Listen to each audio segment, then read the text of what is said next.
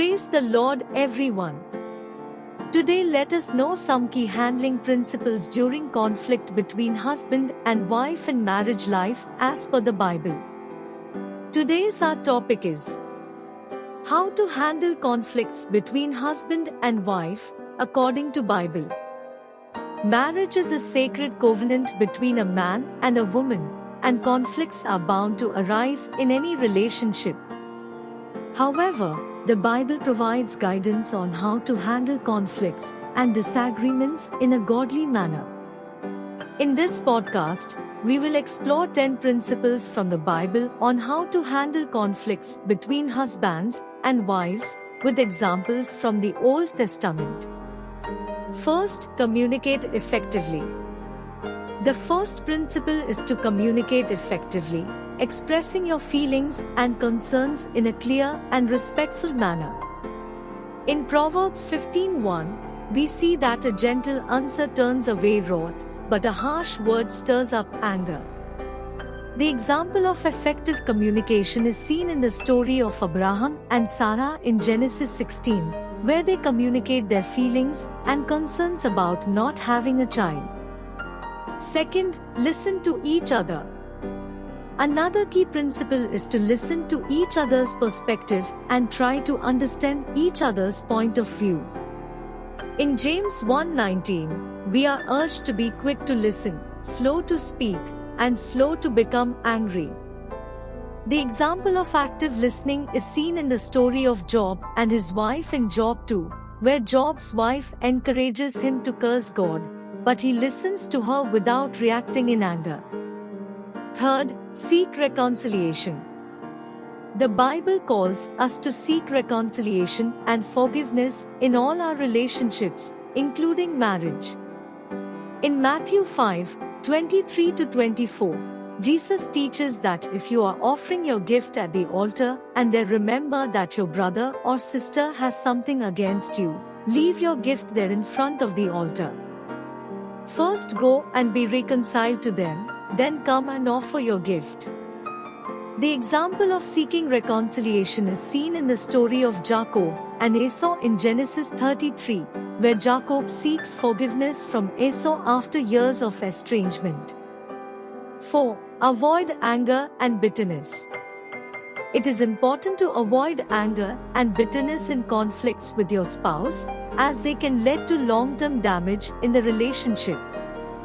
In Ephesians 4:26-27, we are told, "In your anger do not sin. Do not let the sun go down while you are still angry, and do not give the devil a foothold." The example of avoiding anger and bitterness is seen in the story of Hannah and Peninnah in 1 Samuel 1, where Hannah resists the temptation to be bitter towards Peninnah, despite her provocation. 5. Practice forgiveness. Forgiveness is a critical aspect of handling conflicts in marriage. In Colossians 3:13, we are instructed to bear with each other and forgive one another if any of you has a grievance against someone. Forgive as the Lord forgave you.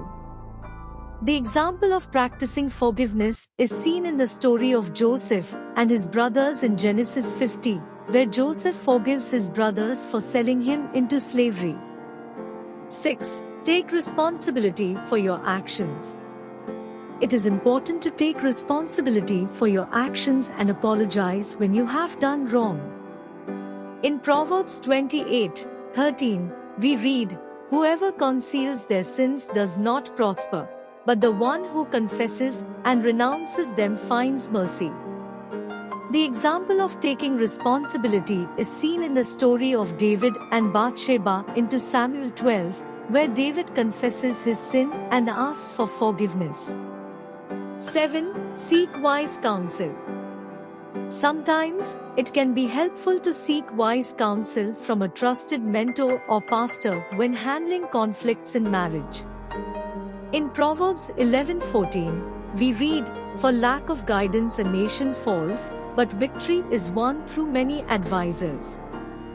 The example of seeking wise counsel is seen in the story of Abigail and Nabal in 1 Samuel 25, where Abigail seeks the advice of a wise man to diffuse the conflict between her husband and David. 8. Pray together. Praying together as a couple can be a powerful tool in resolving conflicts and strengthening the bond between husband and wife. In Matthew 18:19-20, Jesus says, "Again, truly I tell you that if two of you on earth agree about anything they ask for, it will be done for them by my Father in heaven. For where two or three gather in my name, there I am with them." The example of praying together is seen in the story of Hannah and Elkanah in 1 Samuel 1, where they pray together for a child. 9. Practice humility. Humility is essential in resolving conflicts, as it allows us to approach the situation with a teachable spirit and seek to understand the other person's perspective. In Philippians 2:3-4, we read, "Do nothing out of selfish ambition or vain conceit. Rather, in humility value others above yourselves, not looking to your own interests but each of you to the interests of the others."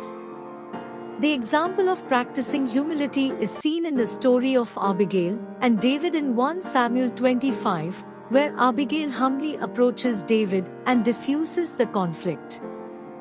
10. Trust in God. Ultimately, trusting in God and seeking His guidance can bring peace and resolution to conflicts in marriage. In Proverbs 3:5-6, we read, "Trust in the Lord with all your heart and lean not on your own understanding. In all your ways submit to Him, and He will make your paths straight." The example of trusting in God is seen in the story of Esther and Mordecai in the book of Esther, where they rely on God's guidance and protection to save their people from destruction. In conclusion, conflicts in marriage are inevitable, but the Bible provides us with principles and examples on how to handle them in a godly manner. By communicating effectively, listening to each other, seeking reconciliation, avoiding anger and bitterness, practicing forgiveness, taking responsibility for our actions, seeking wise counsel, praying together, practicing humility, and trusting in God, couples can navigate conflicts and strengthen their relationship. May God bless you.